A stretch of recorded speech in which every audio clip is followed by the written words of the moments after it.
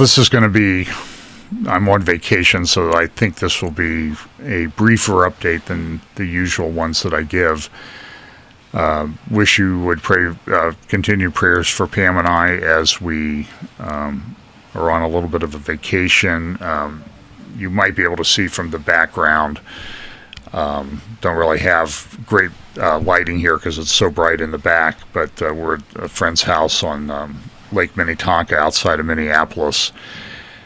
We've had a great vacation. It's interesting as you travel around, particularly America, so that's where I live, so I'm going to travel around America. You see these wide open spaces. We were in, one day we were in Idaho, Wyoming, South Dakota, and North Dakota on the same day, or 2 days apart. And when you look at the size of like Wyoming, South Dakota, North Dakota, they're about 5.5 times the size of the state of Ohio where we live, but they just have a little bit more population than the metropolitan area of Columbus, Ohio. And anybody who says that the world is overcrowded has never driven through the West. We were in Colorado at a family wedding. This is a picture of the Tetons when we were supposed to be there on Sunday, but we hit a chuck hole on our way up there in the Rockies and had to go back to Denver and get a new rim. Well, actually new rims for the car, so they matched, and a new tire. We did happen to go to the one store in Denver that had the exact same tire that they had, one of the exact same tire we already had on the car. So that worked out, and had great help from a Colorado Game and Wildlife guy that stopped by to help change our tire way out in the middle of nowhere, and we were within a half mile either direction of having absolutely no cell phone service. So the Lord provided. We got an extra night in Denver, but then we had to double up on our trip, and so we've done close to 800 miles, including visiting a national park on some days. So Monday we left Denver. We drove up to Teton. If we'd gone up on Sunday when we had planned on it, we would have been arriving at Teton near the campground where they found that the girl from Florida's body. And also it was raining that day. So when we arrived at Teton at the entrance, you could not see the mountains at all because of a snowstorm. And then as we drove into the park, the snowstorm cleared, and you can see from this picture that there was fresh snow on the top of the peaks of the Teton Mountains in Wyoming. Absolutely maybe the most dramatic mountain range on the planet, and had a very interesting backlight. We were there near sunset, so as the sun was dropping down behind the mountains, it was reflecting off the clouds around the peak of the mountains. You see the big cloud there at Grand Teton. Looks like Grand Teton is smoking or spewing steam, but it's not. It's just a cloud, and the cloud then it bounced off the back of the cloud and lit up part of the front of the mountain. So it's just absolutely stunning. Here's Jenny Lake. Here's the next day we were in Yellowstone National Park, and you can see the Teton Range there in the distance across Yellowstone Lake. Yellowstone's just, these parks, Yellowstone is just fabulous. We also went to Mount Rushmore. I don't have any pictures of that. And here's the Badlands of South Dakota. So we covered a lot of territory. As I said, close to 750 to 800 miles on Tuesday, and just wide open spaces. And the interesting thing I find about this is, look, I'm a hardcore creationist. God created the world. I'm a young earth creationist. But it's interesting that with all this diverse landscape, how God tuned us, particularly those of us who are believers, to appreciate the beauty of God's creation. So we have just had a great time in a lot of states that are probably free and open, unlike any others. So let's do a little bit of a prophecy update today. Apologize for the travel log there. Today I'm just going to do a little bit about the Great Setup Continued. That's a title I used way back, or part of a title that I used for a talk I gave to the Last Days Bible Conference up in Canada, virtually of course, since you can't really go to Canada. Well, you maybe can go now if you meet certain entry requirements. but it's just the one thing I've noticed is we've driven around and we've talked to different people from all over the country, from Maine to Mississippi to North Dakota to California, Arizona. We've just met an incredible number of people, including spending a little time fellowshipping with a great group of people last night here in Minnesota, and our friends, of course, as well. It's clear that everybody knows that something is going on, that this is not normal. Even with the increase in people that are getting the state-approved treatment for Charlie Vector 019er, there's still an incredible impingement on people's freedom. It is, in my view, it is tyranny, and we can argue about what the response to that should be, but I will tell you that, in my view, tyranny kills people. And since we're really about the gospel, I know that dead people never accept the gospel, and so that's why I think we need to resist these things in a godly way, godly manner. But it is, as we have talked to person after person, something is not right. The world is different. It's changed. By the way, if you hear noise in the background, we're on a lake, so it's about close to 80 degrees here in the Minneapolis area. This is Lake Minnetonka behind me. So people are out on their boats, so you might hear some noises. So just try to ignore those and listen to the update. And there's also a guy, though, that might be kind of interesting. If I can catch him on camera, he lives across the lake and he has his own pontoon plane, and he'll go out and fly around for 10 or 15 minutes and then come back and land. He has sort of the ultimate lake toy. So here's some of the platforms that we're on. We stream live on Facebook. Of course, not today since I'm out of town. By the way, we did a tribute to Pastor Steve Mitchell today at church. I believe that that's going to be edited and put up, some of the tributes of what people had to say. Pastor Steve passed away 1 year ago yesterday, and it's been continue to keep his wife and daughter in prayer. It's a difficult thing to go through, to lose a husband like that, and for the church to lose a great pastor and great man like Steve Mitchell. So here's some of our platforms. We talk each week about the convergence of events and how there's my talk in Canada, I sort of set up a framework or a grid for how I view end time events, and I use the acronym ACLU, acceleration. Things that are predicted in the Bible are going to be coming together faster and faster, and I think we see that happening. There'll be a convergence. All the lines of Bible prophecy are going to be happening at the same time, and because they're happening at the same time, it's almost going to be like the vortex of center of a hurricane or the vortex of a tornado. It's going to be a very turbulent time, and I think we're really living in a very turbulent time. Even the interesting thing too about being on vacation and driving around was, while all this turbulence is going on, there's also a great sense of peace and calm when you're away from the big urban centers where these, I don't know how else to describe it, these psychotic lunatics are in charge in a lot of cases.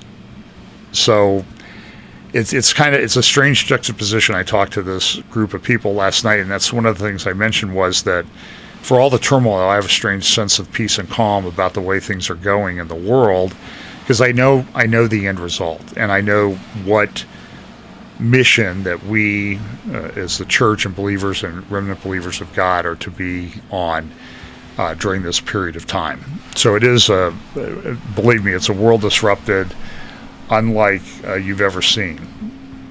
This is a little meme that I found. I think I've used it before. Obey, consume, reset, sort of a updated picture of Klaus Schwab of the World Economic Forum and the Great Reset. And I'm going to, early on in my talk today, my update, I'm going to deal a little bit with some of the things I think that are coming together with the Great Reset. So I appreciate your patience on this being up late.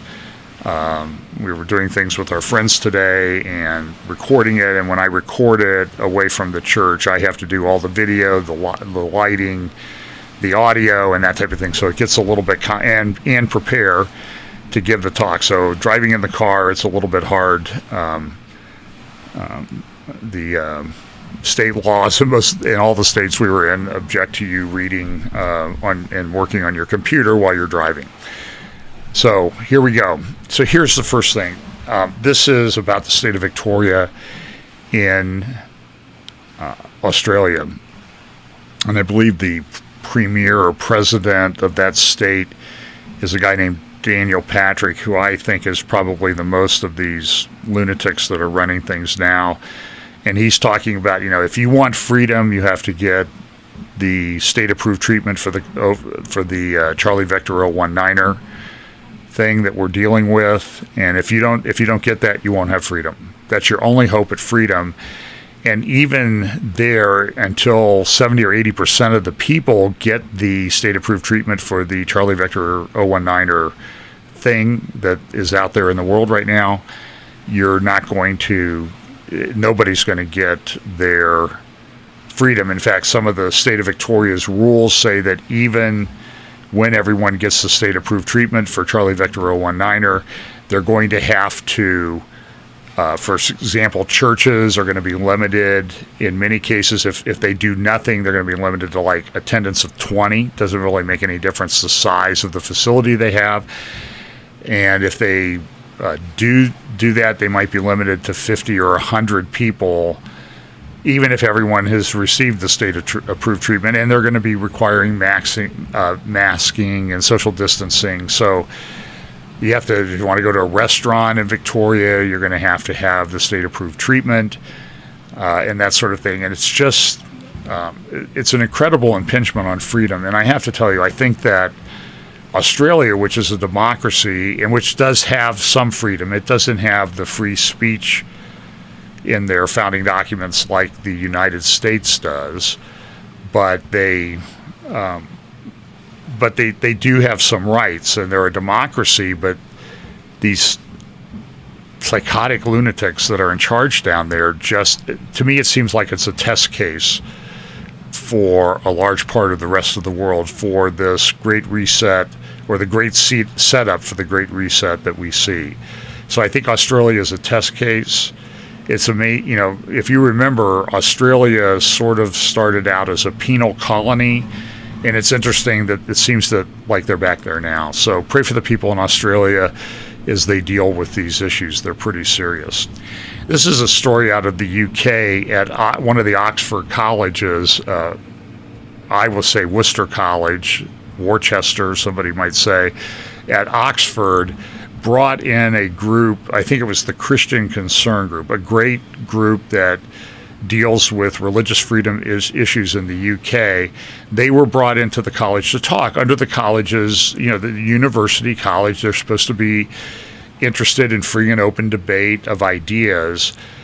And the Oxford College now has apologized for allowing this Christian group to come to campus because it triggered other people. As I've looked at the media this week, I see example after example after example of this being done. For example, the American Library Association, Abigail Schreier wrote a great book on the transgender assault on young females and how they're encouraging young females to receive these really these treatments that mutilate them. Even though they may, a lot of cases may decide later that they did not want the treatment, they're mutilated for life, and they start puberty blockers.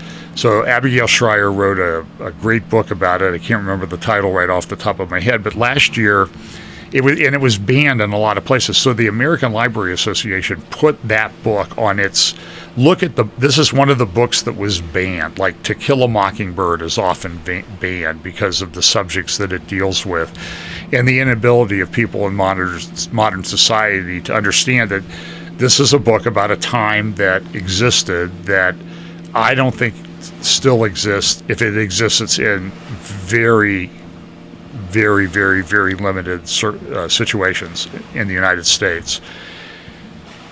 So they banned these books, and the American Library Association listed Abigail Shrier's book as one that was banned last year when it came out.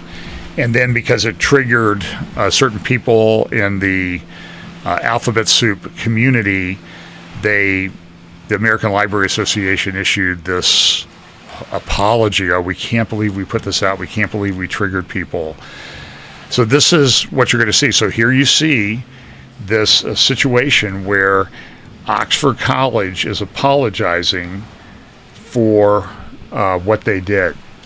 Another thing that happened in the UK is that there has been this case going on involving Kira Bell for many years. She was a female who, I believe she was a female who transitioned to a male when she was a minor with court approval and, of course, with the approval of the National Health Service in Great Britain. And this has been a problem. And Abigail Shrier and others note and research that there has been a tremendous spike in the number of females seeking to transition to males. And there are clusters of them where it's happening. It's like it's almost hip and cool. And so they're taking people at a vulnerable time and they're exploiting them and doing these they give them puberty blockers. And people don't really know because they're giving in such quantity, don't really know the long-term effect of these. But it's okay because we want them to find themselves and do things and leave parents out of it. So there was a intermediate court in the UK that struck down the lower court. I believe this is what happened. I'm trying to simplify it. She filed a lawsuit. The lower court dismissed the lawsuit. The appellate court, intermediate appellate court, reinstated the lawsuit, said that, parents need to know about this, and now it has gone to a higher court, and this higher court has said, this is an article from the Times of London, and essentially this is what the court opinion said: parents' consent not needed to block puberty, say judges. Now I want you to understand that this does not end with puberty blockers. This is a state government assault on the right of parents to raise their children as they see fit. This is egregious. This is wrong. This is unbiblical. This is, in my opinion, it is demonic. It comes from a dark spiritual force that would be behind these things. And so I think the appropriate is Christian Concern, and there's an organization that Martin Iles runs down in Australia. I think these are great organizations. Here we have Liberty Counsel, Alliance Defending Freedom, Rutherford Institute, and a number. They're fighting these things, but it does not stop with puberty blockers.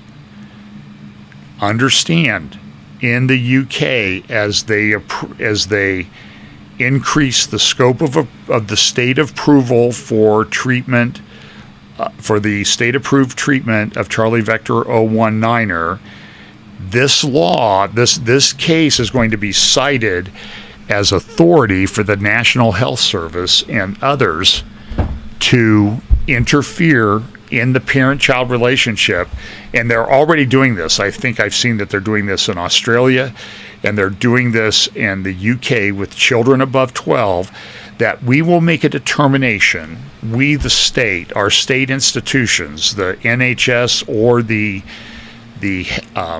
education system, we will make a determination as to whether the child is mature enough under the age of majority, when they can't they can't drive a car, they can't own certain properties, they can't do certain things because of their age.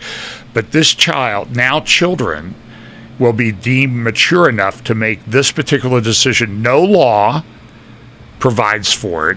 It is a court-made thing, and I personally think that it is from very dark spiritual forces that are doing this. Here's a front page of the decision. It comes from the Well, this is a court of appeals, so I don't know if it's gone. I don't know what the highest, I don't know the court system in the UK well enough to say. This is problematic. At the same time that this is going on, there are all kinds of economic pressures. This article from one of the business papers, cargo delays are getting worse, but California ports still rest on weekends. For example, here's a picture of the container ships waiting outside the port of Los Angeles, port of Long Beach to unload. I can tell you, driving around America, we drove by automobile lots all over Denver and other cities that we were in that are pretty close to empty of new cars. It's a shocking sight to see. There are racetracks that are storing vehicles simply because they can't get the few chips that they need to do this. And now we have this supply chain is disrupted.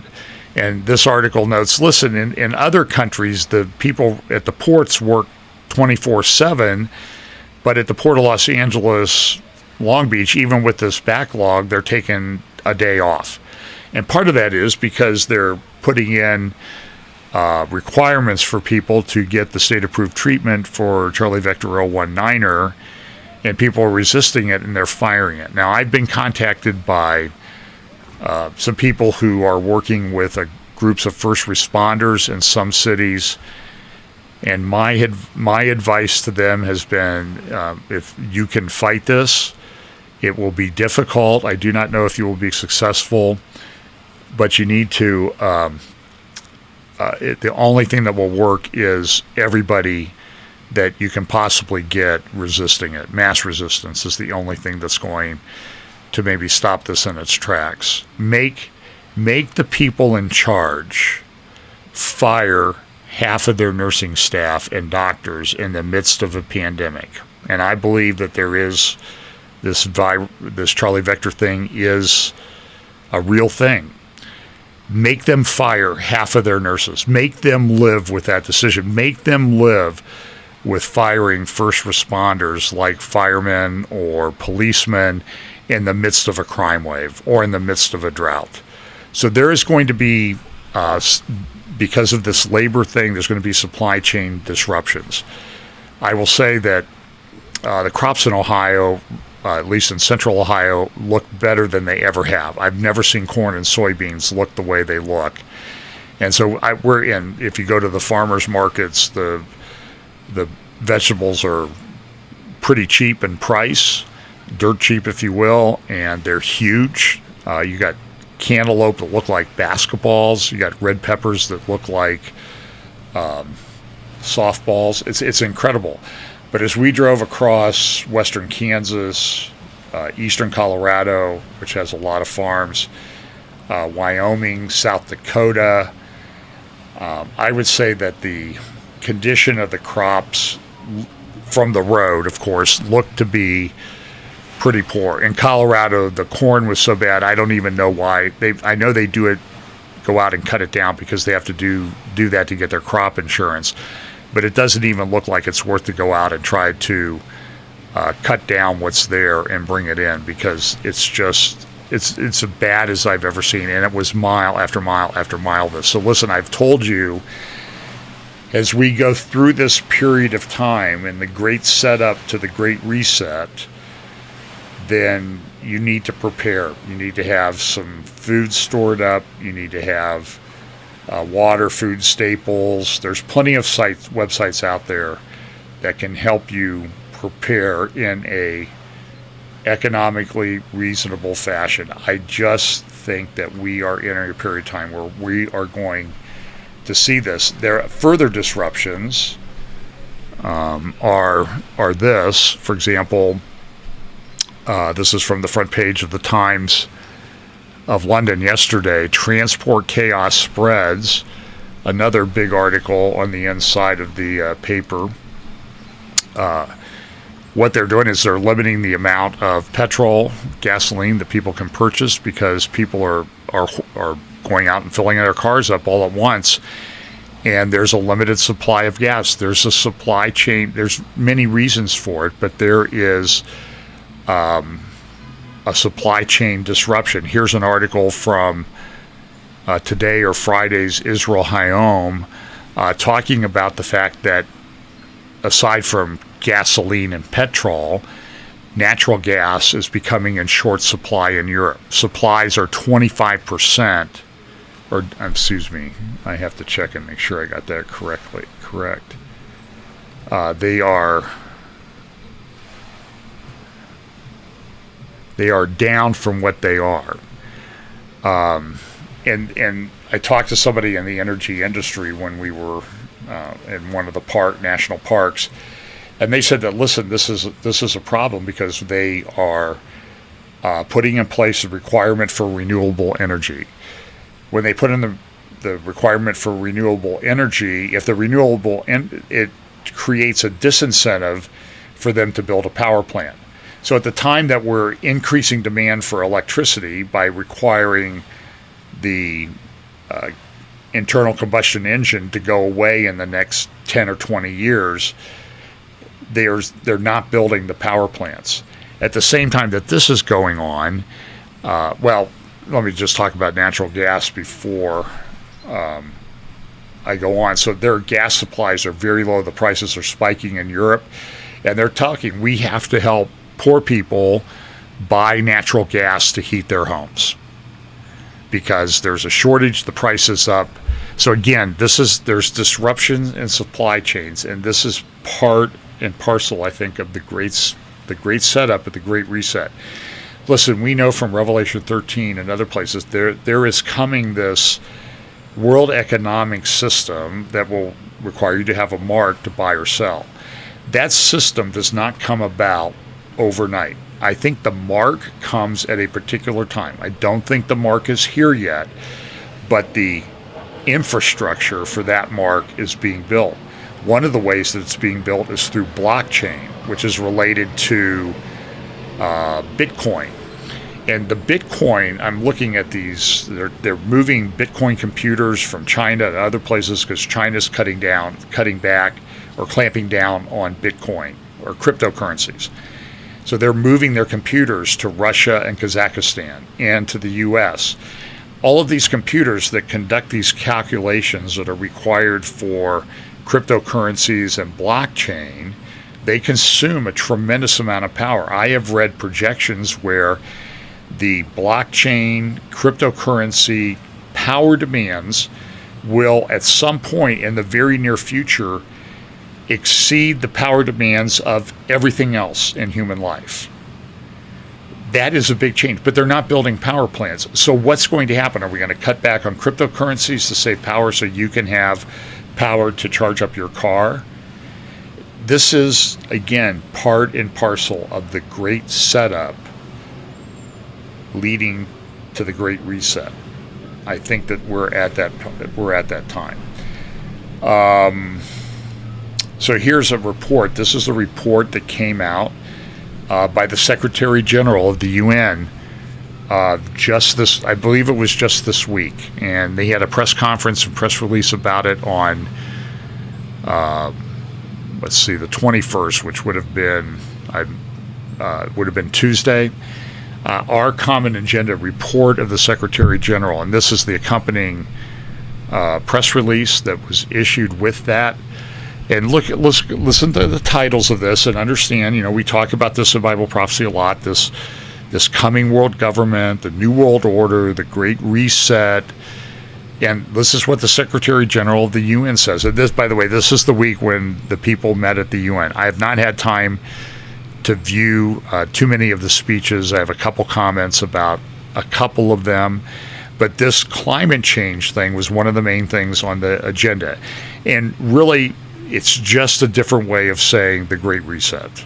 It's the same principles that are going. So look at what the Secretary General said. Solidarity missing in action. Secretary General tells General Assembly decrying malady of mistrust while stressing we must get serious. As if they're not doing enough damage already. Now they really want to do a lot of damage. And I have a section here coming up that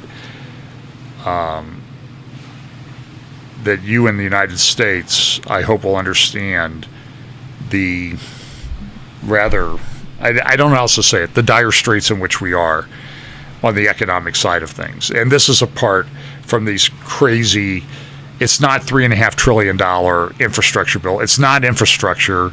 It's the left's wish list of spending on all kinds of things to radically change society. It's coming. It's here. And they're trying to push this through Congress. And I have to tell you at this point, if you vote for somebody on that side of the aisle, I'm telling you, you are acting against your own interest in every single instance. It's criminal. And they say it's $3.5 trillion. It's not. It's $6, $9, $10, $12 trillion is going to be spent. They're projecting deficits of $1 trillion a year for the next 10 years. How are they going to pay for that? And as some commentators have said, you're enslaving your children by letting them vote for this. This is really serious stuff. This is part of the Great Reset. So look at this, what the Secretary General said, by taxing carbon and pollution instead of people's income to more easily make the switch to sustainable green jobs. This is how we're going to do this. The Secretary General says, and it's interesting, you get criticized when you're talking about Bible prophecy and these things. Oh, you're apocalyptic, you're a negative Nelly, you shouldn't be talking about these things. Talk about positive, uplifting things. I'm only telling you what they say and the apocalyptic language that they use. Look at what the Secretary General of the United Nations just appointed to another term. This is a planetary emergency. We need coalitions of solidarity between countries that still depend heavily on coal and countries that have the financial and technical resources to support their transition. Listen, the cost of this is so enormous, nobody has the resources to support this. This is what they are doing is setting up the Great Reset. Look at this summary of this report. We are at an inflection point in history. In our biggest shared test since the Second World War, humanity faces a stark and urgent choice, a breakdown or a breakthrough. The coronavirus is upending our world, threatening our health, destroying economies and livelihoods, and deepening poverty and inequalities. There's some truth to that. They're the ones that are destroying the economies. I cannot believe, as we drove around, we would look on our apps for a restaurant or something and go to a restaurant and it's closed. It's permanently closed because some bureaucrat someplace decided that they needed to shut down. The big Costco and Walmart could stay open, but somebody that had a restaurant had to close. Churches can only have 20 people. Walmart and Costco can have 800 or 1,000 in their stores. It's crazy. Conflicts, the Secretary General, conflicts continue to rage and worsen. What does that sound like? Sounds like wars and rumors of wars. It says this: the disaster effects of a changing climate, famine, floods, fires, and extreme heat threaten our very existence. And look, there have been a lot of weather events. There's a lot of volcanic events, earthquake events going on right now. We have this island, La Palma, in the Canary Islands off the coast of Africa, belongs to Spain, that is erupting. And the studies, and I talked about this many years ago. The study at that time was that if that mountain collapsed and there's a fault that goes all the way across it, so if this half of this mountain falls into the ocean, it could create tsunamis on the east coast of the United States in the tens of feet. Some say as high as 100 feet. Well, that we know what a relatively small tsunami wave did to the islands in Thailand back in 2004 on Boxing Day, 2003 or 2004 on Boxing Day. Hundreds of thousands of people died from that tsunami. What would happen if something like that hit the United States or hit the coast of Europe? It would also hit the coast of Europe and Africa. So we live at the time where all of the events that Bible prophecy talks about seem to be very near at hand and incredibly plausible. So here's some more things in his article. Look at this. He says, Now is the time to end the infodemic pandemic. You see how they're building this narrative that anybody who disagrees with the agenda is the problem. The war on science must end. All policy and budget decisions should be backed by science and expertise. This is what Patrick Wood talks about at Technocracy News, that the technocrats want to take over. There have been books written about this for the last 20, 30 years that I'm aware of, that talk about these technocrats are going to say, we're going to follow the science and we're going to control everything because we know better than everybody else. So he says, I am calling for a global code of conduct that promotes integrity and public information. Well, who determines what information is true?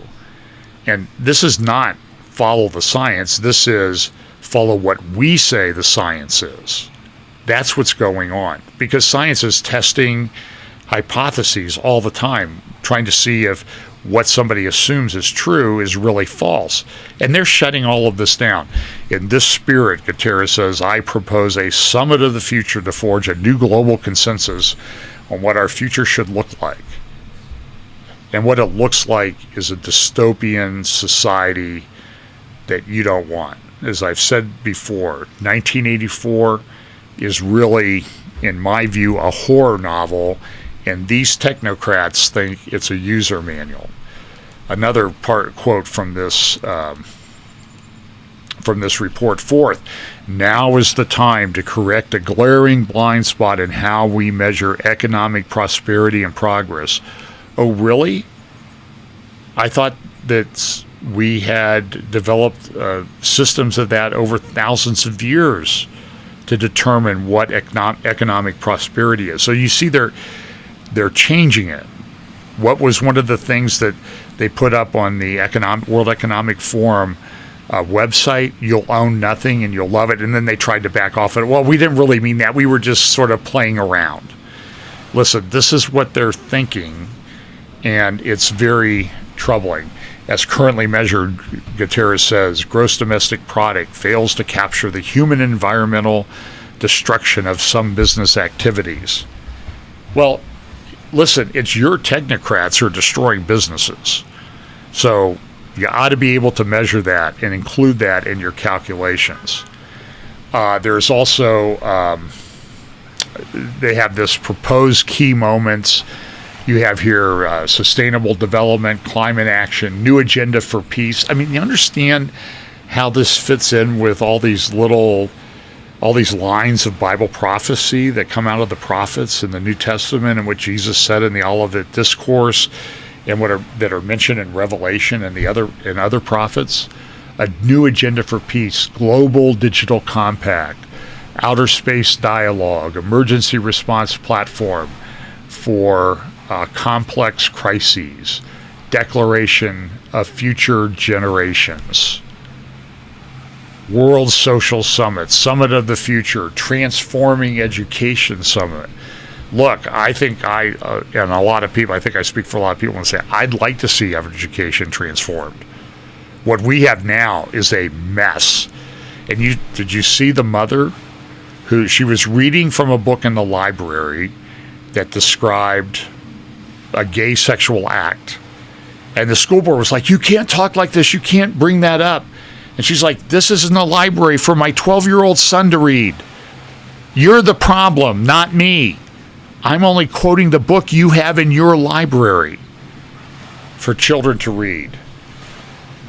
And then this is this is part of this report, a wake-up call, things that need to be done. I won't go into this too much. Look at a scenario of breakdown and perpetual crisis.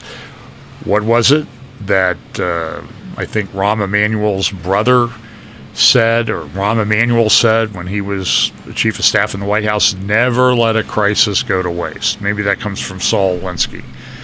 Deadly pandemics, uninhabitable planet, destabilizing inequities, and the choices before us, a scenario of breakthrough and the prospect of a greener, safer, better future. Understand, they this thing is not put together overnight. This is a long process to put reports like this, and I try to bring this to you every week. Everybody is putting out these slick, time-consuming, produced reports. takes time to produce them. And this is what is going on. This is what they're doing. Sustainable recovery, healthy people and healthy planet. All countries and sectors to decarbonize by 2050. I'm pretty sure that's impossible. That's not going to happen. But that it doesn't matter where they can do it. The goal is to destroy the economic system.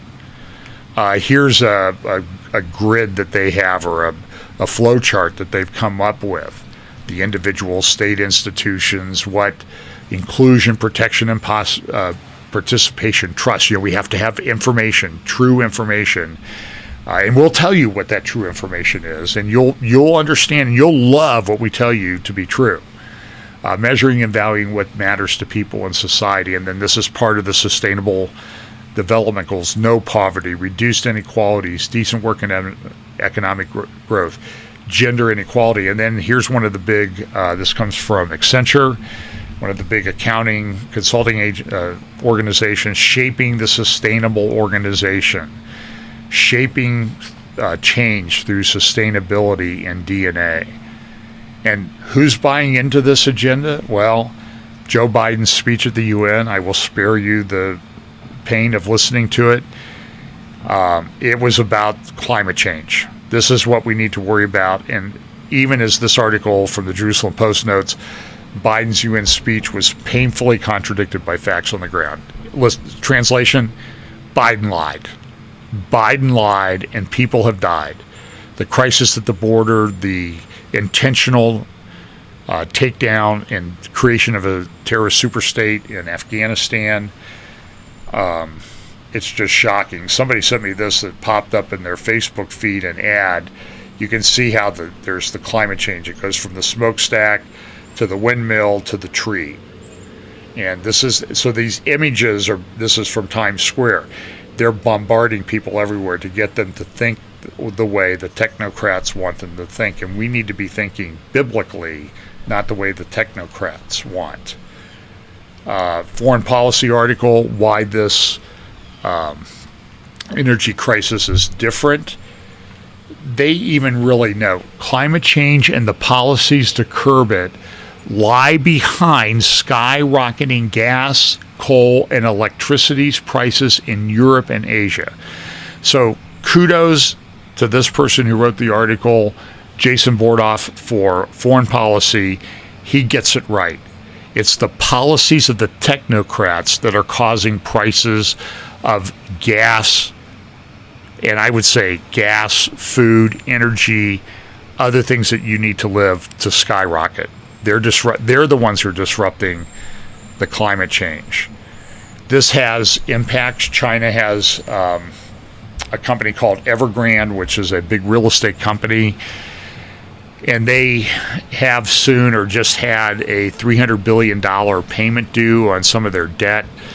It didn't look like they were going to be able to cure that default. There are negotiations. But if Evergrande goes down, this will have a ripple effect, particularly through the real estate and commercial real estate markets worldwide, I think, and could be a crisis many times worse than what we went through back in 2008 and 2009.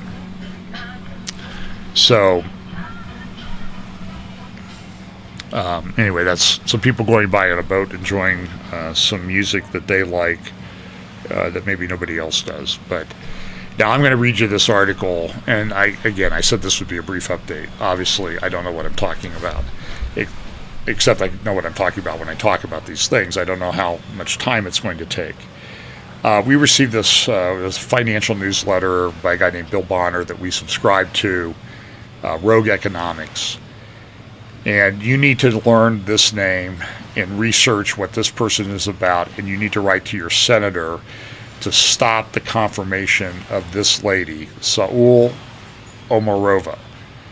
She has been nominated by the Biden administration to become the director of the Office of the Comptroller of the Currency.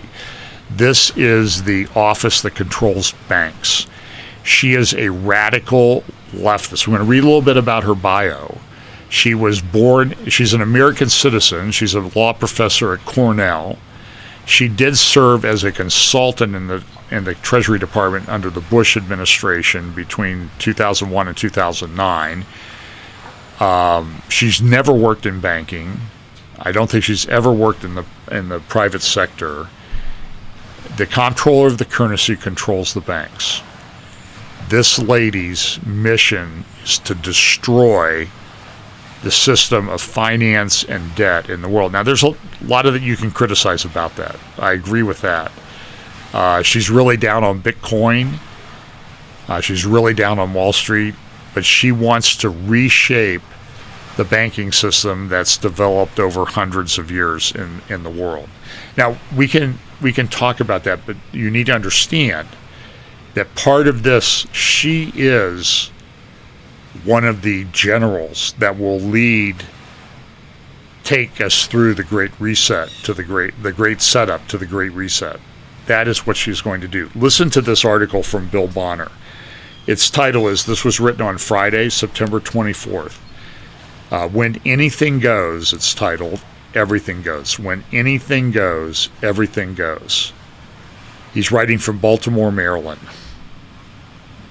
He says this: what we've been looking at this week in his newsletters is, quote, how the world ends. Now, this is interesting that a financial guy is talking in these apocalyptic end times terms.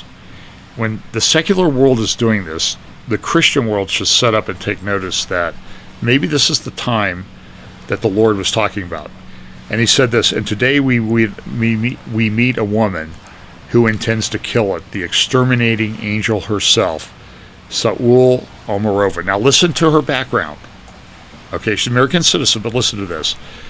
Born in Kazakhstan, educated in Moscow, at Moscow State University, Madison, Wisconsin, University of Wisconsin in Madison, where she got her PhD, and Chicago, where I think she got her law degree, and now nominated by the Biden team to head up its Office of the Comptroller of the Currency. Ms. Omarova makes no effort to disguise what she is up to.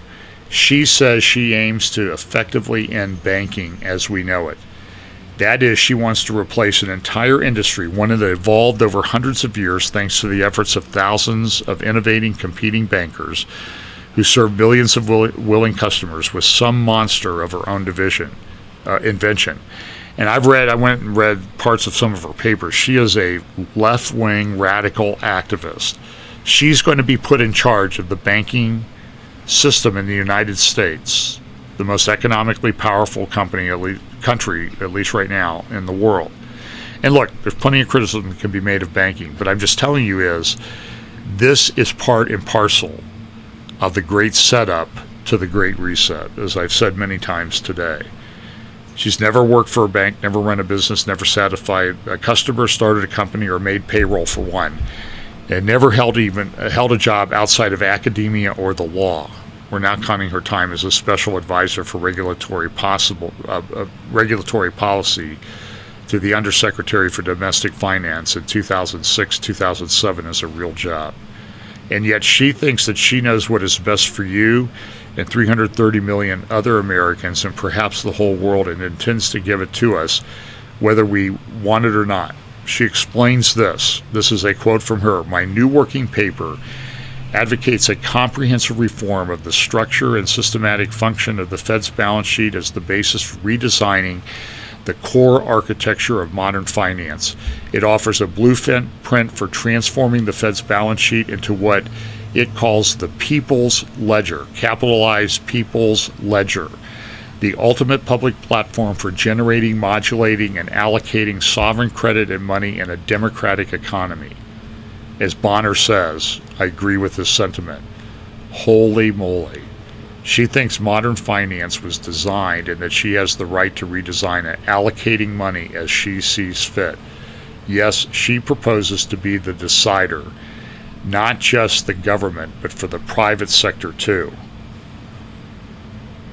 In particular, she proposes setting up similar to the GOS plan in the Soviet Union, a national investment authority that would be responsible for formulating, financing, and executing a coordinated strategy of sustainable and socially inclusive economic development. There's that ESG stuff that's coming in through the World Economic Forum that's already been adopted. She worked for a big New York law firm, Davis Polk and Wardell. She knows they have practice groups that are set up to change the finance system to comply with these World Economic Forum goals. People, the world is changing as we're sitting here dramatically. It's moving very, very fast. We are way down the great setup to the Great Reset. And wait, there's more. The NIA, that's the National Investment Authority, would act directly in financial markets as a lender, guarantor, securitizer, and venture capitalist with a broad mandate to mobilize, amplify, and direct public and private capital to where it's needed most. Translation, to where I think it should go, and to where the people that follow my agenda think it's go. Because I'm the technocrat. I'm the most intelligent person. I know where it should go. But, my friends, this is one of the most disturbing things I've read in a while. And I read a lot of disturbing things. I listen to a lot of disturbing things. But do you understand that the setup to the Great Reset, the setup to the beast system, will be something that's the logistics in my ACLU, acceleration, convergence, logistics, and understanding. This system has to be developing and in place. So that might be enough, but I'm going to go on just a few more minutes. Well, I'm going to go till I'm done. How about that? So let's look at some of the things going on in the Middle East. The intentional turning of Afghanistan into a terrorist superstate by the Biden administration. This report out of Times of London, Taliban returning to cutting off thieves' hands and feet. There are reports that they're hanging bodies in town squares, in towns and cities all over around Afghanistan. And now they're fighting, you'll see in a minute, they're fighting with ISIS, but they're all part of the same terrorist organization. They're just fighting now to see who's going to be in control of how this is implemented and how radically it's implemented and how fast and how bad it's going to be. It's not a question of if, it's a question of when and how fast we get to the when. And I apologize if I'm upsetting you, but this is, I've researched this, as you know. I'm very careful. Now, this is, I think, significant. I think that Psalm 83 talks about a group of nations that are conniving against Israel. And I think that the Abraham Accords are part and parcel of this. I'm all for peace, but I don't like these. I don't like that this religious cooperation between, quote, Christianity or Roman Catholicism and some form of Judaism and Islam is a good thing. This is not a good thing. This is the setup of the global religion that we will have eventually near the end.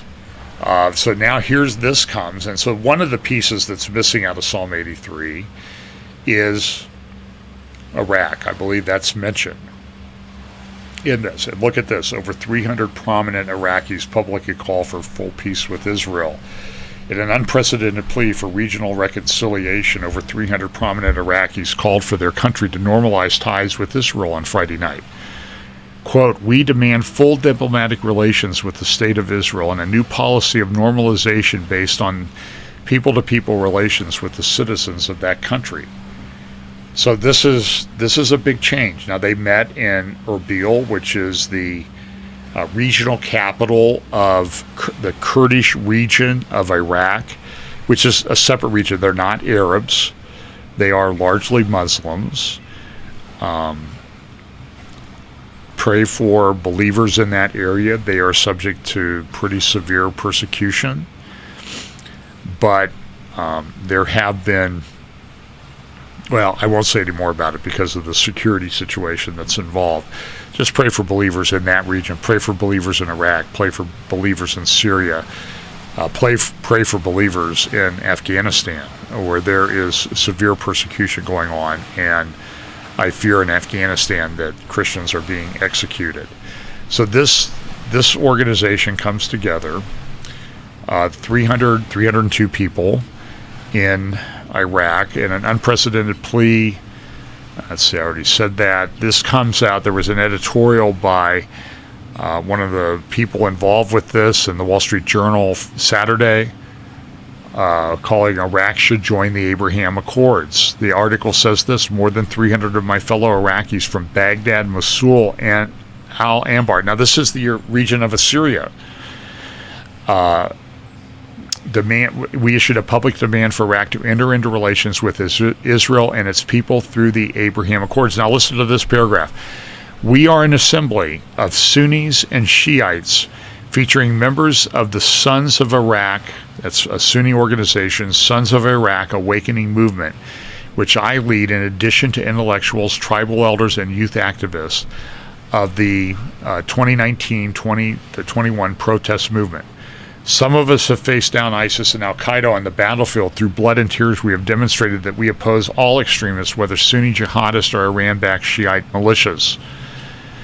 This is I think this is one of the most significant developments I've seen in the last number of months, that this piece of Psalm 83, which I personally think is a prophecy yet about the future, this is a piece of that falling into place under the guise of the Abraham Accords, which we all like peace, don't we? But what happens in the end times when people are saying peace and safety? What does the scripture say happens? It's not a good thing. It's a false peace. We know that there will be no true peace until the Prince of Peace is here. So pay attention to these things and stay in your Bible. Another thing that needs to be addressed, this is Danny Danon, the former Israeli ambassador to the United Nations. The Iranian threat must be addressed at the UN General Assembly. Again, that's meeting this week. Caroline Glick has a great, as usual, a great article in Friday's Israel Hayom. Let me pull that up. I want to read a little bit of that to you. She's looking at the situation. Now, one of the things she looks at is the fact that Danny Gantz, about 2 weeks ago, gave an interview to Foreign Policy magazine. That's not the... Here it is. Yes, this is the article. And in this interview, Gantz, who's the defense minister of Israel, you see him here in this picture with Naftali Bennett, and I think that's Ayelet Shaked, she's in Bennett's party. She's the interior minister, current interior minister of Israel. Israel can live with the new Iran nuclear deal, defense minister says. Now, this is a very significant interview. This is Danny Gantz. And the Israeli government, I mean, Gantz was the prime minister in waiting just last year, and has even been offered the position of finance of prime minister if in a new coalition with Netanyahu just recently. Here he is. What is he saying? Israel can live with the new Iran deal. Can Israel really live with the new Iran deal? So Caroline looks at, as she does in her articles so often, she looks at the situation. So the title of her article is Israel's Blame My Predecessor Strategy. Iran strategy. Last week, Foreign Policy magazine published an interview with Defense Minister Benny Gantz. In it, Gantz said that Israel has dropped its opposition to the Biden administration's plan to return to the 2015 nuclear deal with Iran. With Gantz's statement, the full expanse of the Lapid-Gantz-Bennett government strategy for contending with Iran's nuclear program has come into view, and it is deeply alarming. Over the past several weeks and months, the discourse about Iran's nuclear program has been dominated by the question of how far Iran is from nuclear breakout.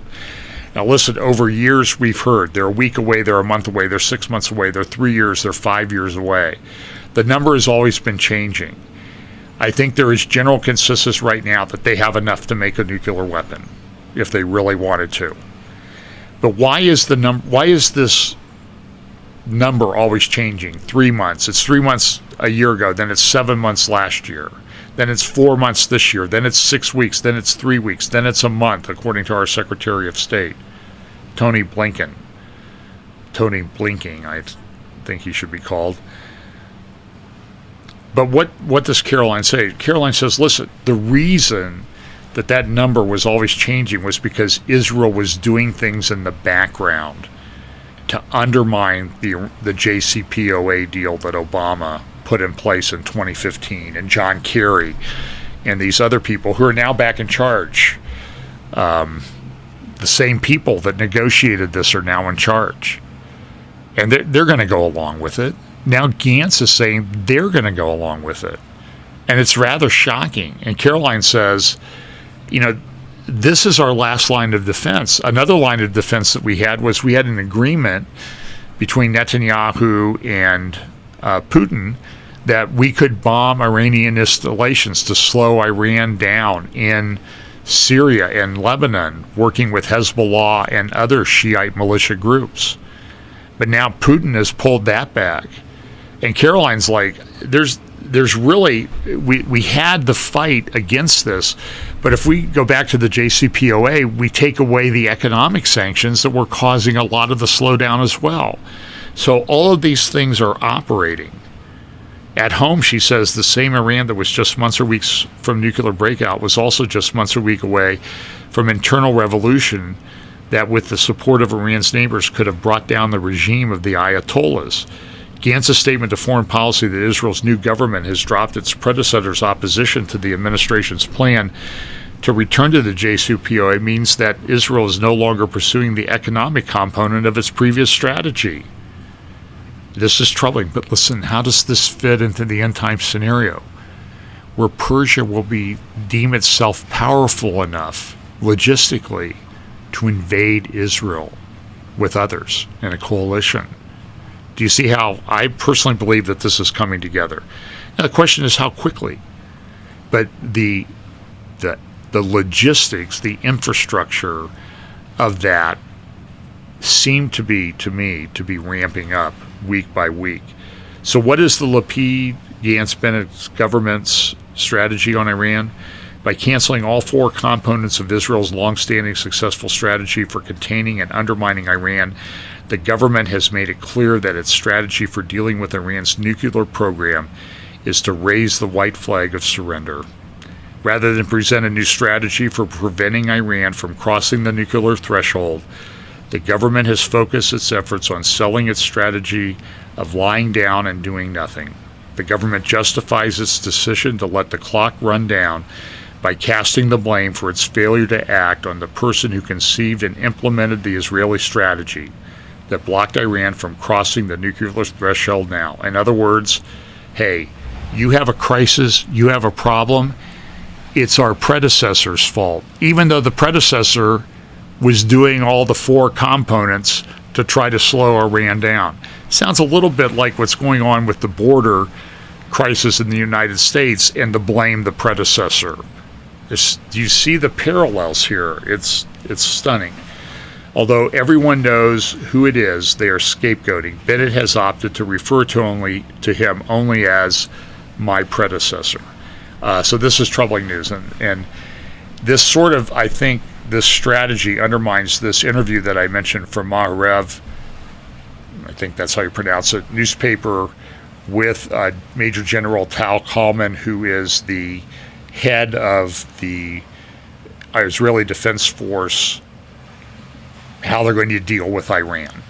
And he said, we're ready, we're preparing, but you understand, he's being undermined by the government, just like our military is being undermined and reshaped by our government. Again, another one of these parallels.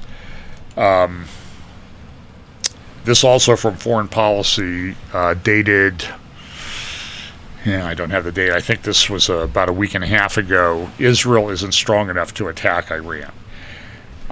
Look, I think Israel can defend itself, but it can always use help.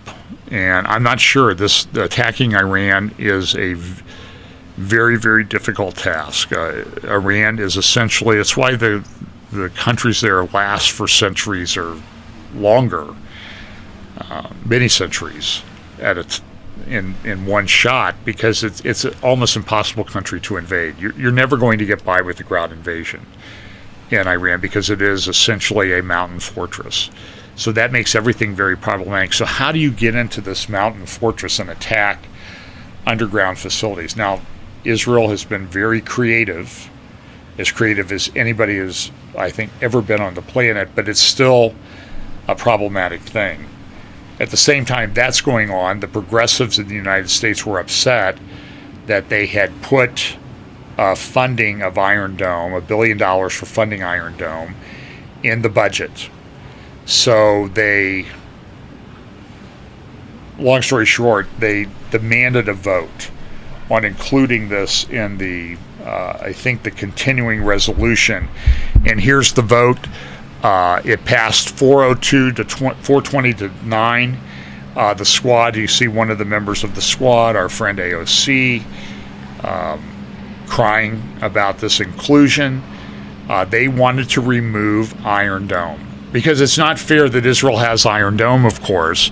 And by extension, they're saying it's not fair that Israel only shoots down the rockets that come into Israel. They should shoot down the rockets that the Palestinians fire into their own buildings.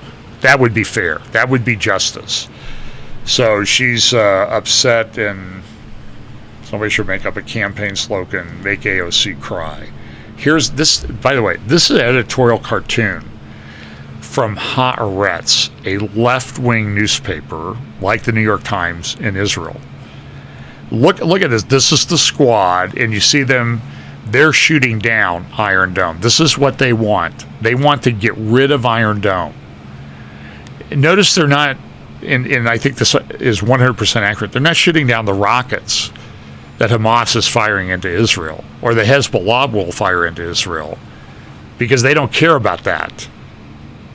This is a battle of spiritual forces, at this dark spiritual forces at this time. I don't know how else to explain it. Another thing that's going on, this is the member states of the Shanghai Cooperation Organization. There are, started by China, Shanghai, in China. They have 8 members. Currently, the Russian Federation, the Republic of Kazakhstan. Remember where this new nominee for the office of the controller of the currency was born and raised in Kazakhstan. By the way, because before Kazakhstan was a republic, she left about 1991 during the fall of the Soviet Union. So she grew up in the Soviet Union, Kazakhstan, and she went to Moscow State University. So you need to kind of put those pieces together and say, I wonder if this would lead to any problems in the way she views things or what she would try to do. We already showed you that she's trying to institute a Soviet-style organization to handle investment. You have the Kyrgyzstan, Uzbekistan, Tajikistan, India, Pakistan, and China. Now they have cooperating organizations. You can see some of there here. Afghanistan, observer states, Afghanistan, Belarus, Iran, Mongolia. But the key article this week is that Jonathan Spire, as always, a great analysis in the Jerusalem Post on Friday.